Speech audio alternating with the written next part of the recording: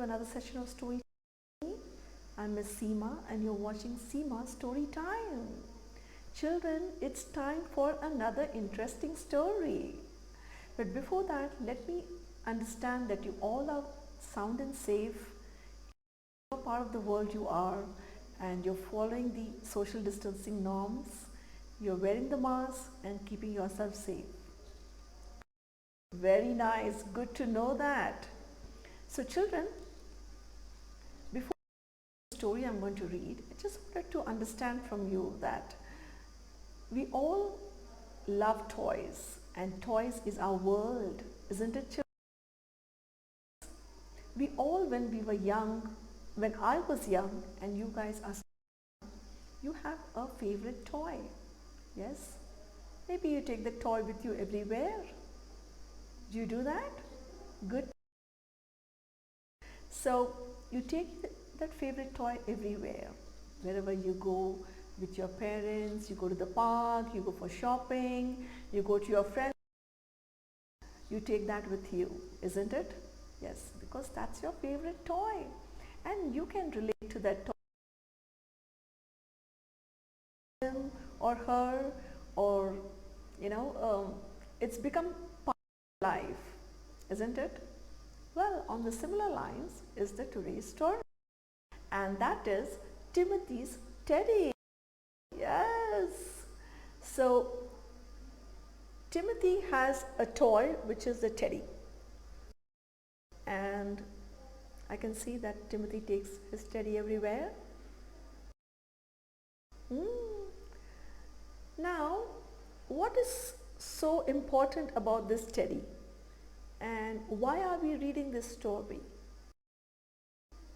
Well, I would like to find out what is Timothy's teddy up to? Isn't it? I'm not going to wait any further because it is an exciting story and it's by Joanna. Yes? So let's read the story, Timothy's Teddy. Children, the name of the story is Timothy's Teddy by Joanna Harrison. It was Christmas Eve. Tim had spent all afternoon playing in the snow and now his toes were beginning to get cold. Once inside the warm kitchen, he quickly took off his coat and boots and ran into the sitting room.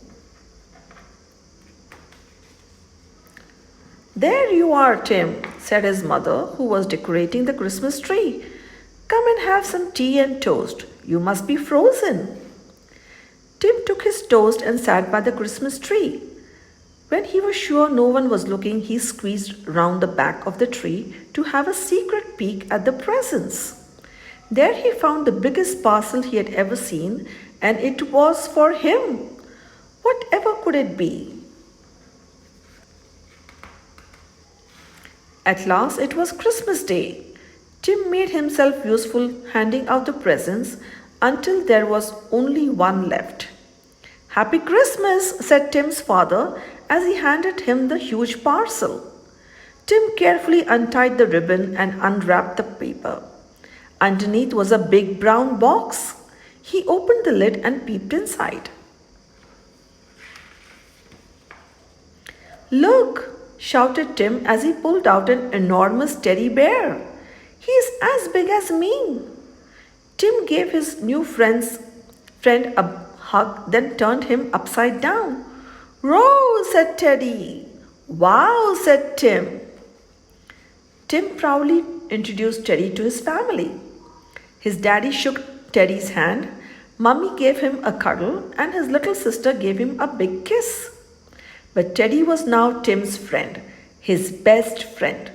From then on, Tim and Teddy were inseparable. Everywhere Tim went, Teddy went too.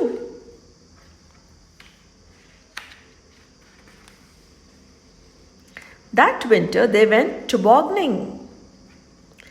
In the spring they played cowboys and Indians.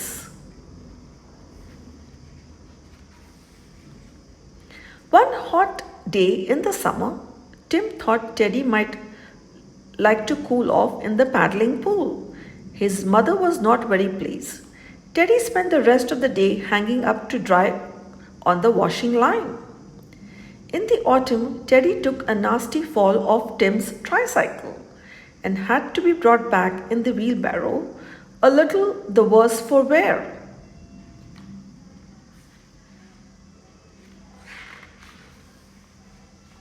Sometimes Tim was so tired he'd forget to take Teddy to bed. Where's Teddy? He'd cry, and the hunt would begin. Under the stairs, behind the sofa, up in the attic. Then Tim would remember all was well. As Tim grew older, Teddy grew scruffier. But Tim didn't mind. Tim loved Teddy just as he was. However, the day finally arrived when Tim was to go to school for the very first time. When they arrived, the teacher said, "I'm sorry, Tim, your Teddy can't stay. He's too big." "Then I won't stay without Teddy. I won't," cried Tim. But Tim had to stay and Teddy had to go home. When Tim's mummy got back, she put Teddy on Tim's bed. All day he waited for Tim to return. At 4 o'clock, the door opened and Tim flung himself on the bed. "I wish you could come to school with me today," he said, giving Teddy a hug. "It was lots of fun."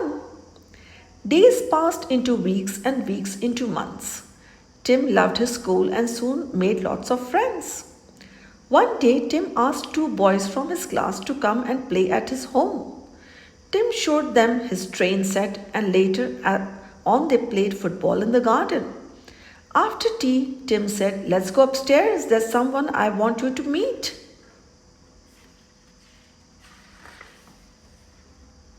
Tim ran into his bedroom and picked Teddy up. "A teddy?" laughed one of his friends. "How soppy," said the other. Tim looked at Teddy. "Well, he's not really mine." He lied, and turning bright red, he quickly shoved Teddy behind a chair.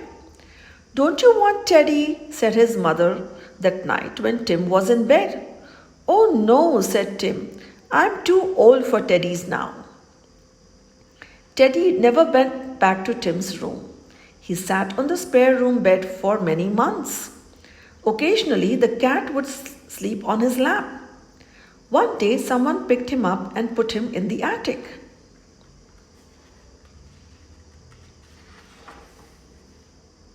Teddy sat in the dark.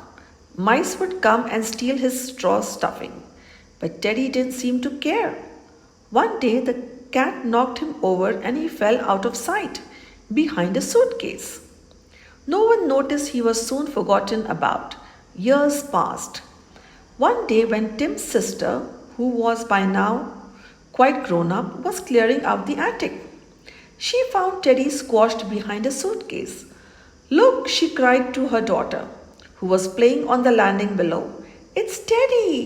He used to be Uncle Tim's favorite teddy bear when he was a little boy." "Poor old thing. I don't know if it's even worth keeping now." She handed him to her daughter. "What do you think?" "I think that he needs his fur brushing and something to eat. And just for tonight, he can sleep in my bed." But later that night, Tim's sister took Teddy and sewed a new nose, 2 bright new eyes, and a brand new smile onto Teddy's face. He now looked better than he had for years. Then something awful happened. He was stuffed into a huge box and the lid was shut tightly above him.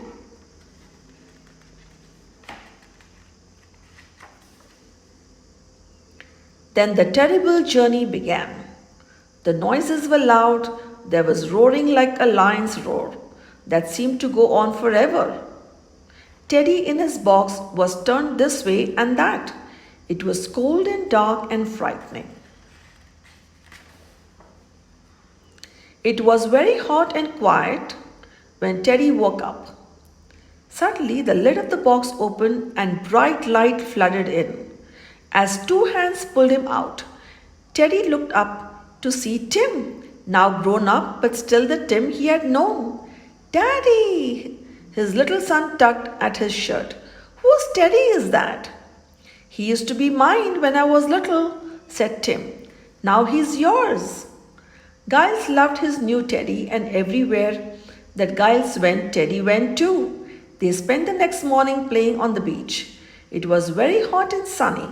In the afternoon, Tim took them to the zoo. Before they went home, Tim stopped for a moment to show Giles and Teddy the sun setting over Sydney Harbour. Not a bad life for an old Teddy, thought Tim happily. The end. I'm sure it wasn't a bad life at all. Guys, what I was saying is that toy was Timothy's favorite toy. But it's bound to happen that as you grow older, not very sure that becomes your favorite toy. A lot of other things take priority. You grow older, you have other things to do, and then you forget your toy. Yes, and then the toy goes and sits somewhere in the attic or some box and someone else finds it. But did you realize that who found the toy? Yes, his own son. That's nice. Children, that's a wonderful thing to happen for anybody, that you can probably play with your parents' toys when they were younger, isn't it? This is the time to ask your parents, or maybe your parents have already given it to you. But for whom it has not happened, this is the best time. Ask them, where are your toys? I would love to know, and then a whole lot of stories will be out. Your parents will be ready to tell you the stories and all the wonderful things that they did with their toys. Very nice, children. I hope that happens to you. Please share those wonderful stories with us. We would be more than happy to hear that. Yes, children. Yes. So we come to the end of another exciting session of Story Time with me, and we are coming back again. Till then, from our story room, it's a bye-bye. See you soon.